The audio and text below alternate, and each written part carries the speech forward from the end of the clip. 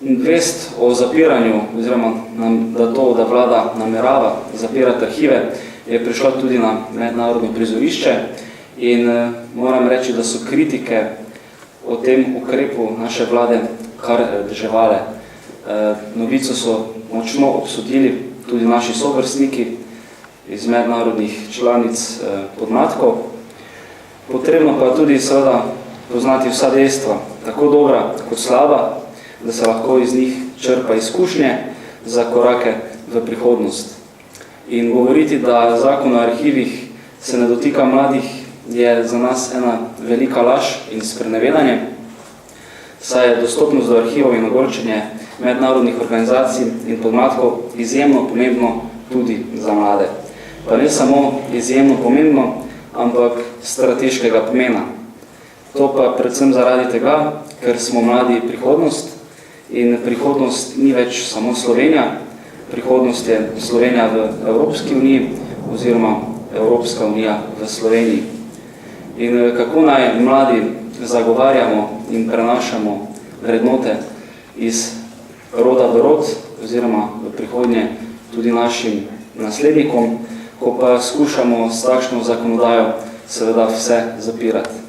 In moramo poudariti, da je tudi resnica eden izmed temeljev naše demokracije in potrebno je pogledati v oči in se z njo čim prej soočiti.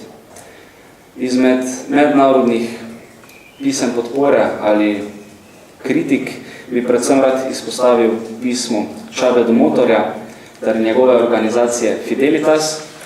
Csaba je tudi predsednik podmladka Evropske ljudske stranke, največjega evropskega političnega podmladka, in tako tudi njegova podpora našim prizadevanjem za boj proti sprejetju in proti zapiranju arhivov simbolično predstavlja približno 40 organizacij, seveda mednarodnih.